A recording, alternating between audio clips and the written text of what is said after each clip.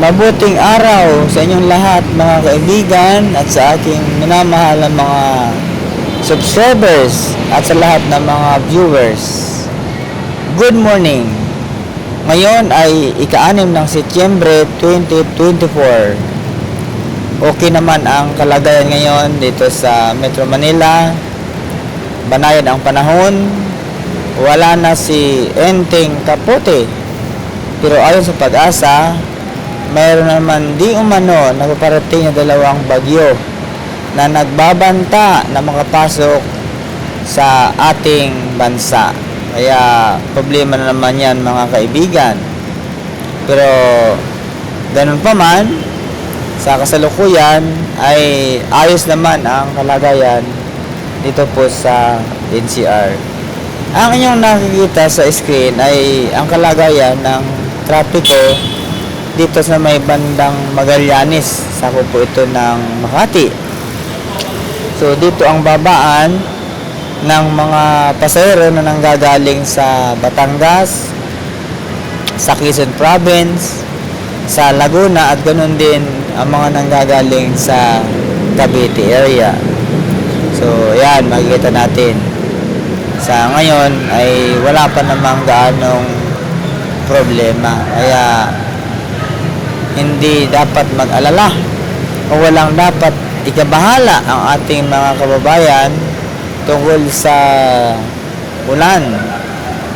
Kahit wala na kayong dalang kapote, pero mas maganda pa rin magdala ng payong. Dahil alam naman ninyo mga kaibigan, sa panahon natin, palaging mayroong pag-ulan na hindi natin alam kung anong oras darating. So, bigla-bigla na lang dumarating yung ulan na yan mga kaibigan.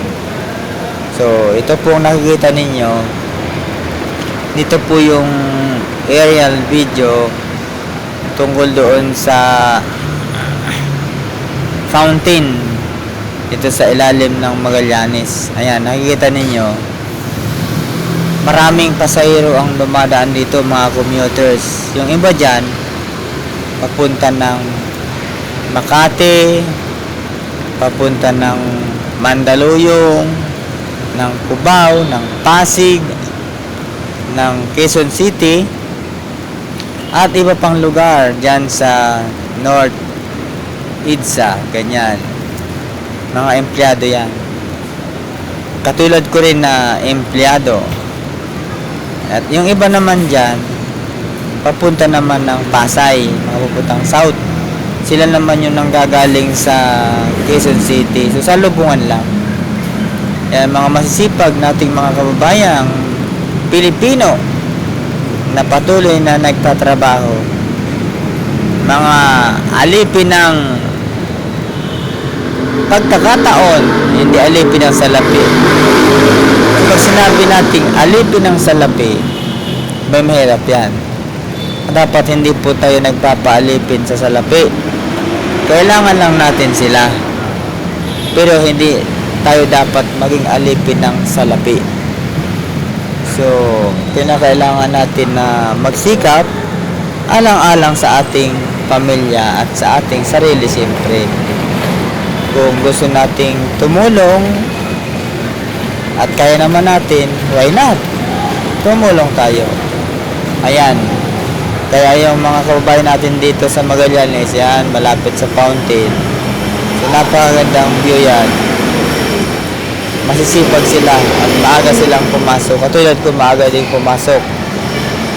Kaya lang, pagdating sa opisina, di naman kaagad ako pumupunta sa aking pwesto. So, tamang oras lang. Hindi tayo nalilate. Hindi naman tayo sobrang aga. Maaga lang akong magbiyahe dahil sigurista ako mga kaibigan. Ayaw ko nang nata-traffic. Hindi kasi sa akin katuran yung traffic kapag ako na late.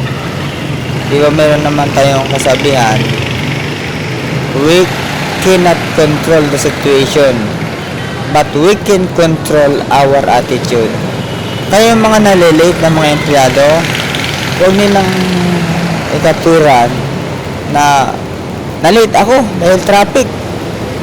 O, katulad na nyo napapansin sa screen, sobrang traffic na dito sa may bandang Mandaluyong. Sa harapan po yan ng Save More, dito sa may Light Mall, dito sa may MRT Boni Station, dyan po yan. So napaka-traffic na ngayon. Kaya sasabihin nyo ba, late ako dahil traffic? No, hindi ko tinatanggap yung katulad na ganyan, mga kaibigan.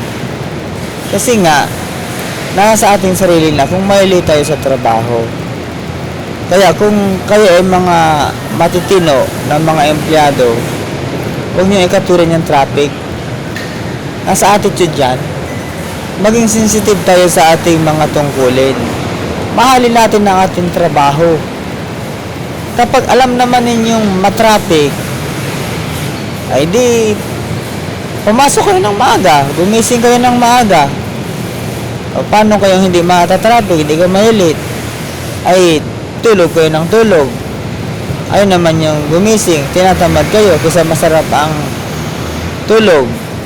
Tapos pag na-late, sasabihin, sorry, na-late ako dahil traffic.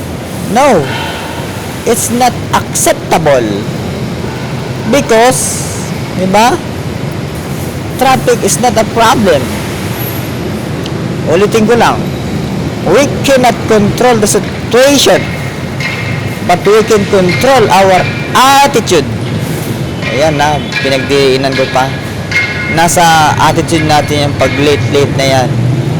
Kaya pagka kayo ay na-late, tapos nagkaroon pa ng kaso, nagkaroon kayo ng violation sa company, magagalit pa kayo. O, maging sensitive tayo, mga kaibigan. Hindi naman tayo galit. Pinagpapayuhan lang natin ang mga empleyado. Okay?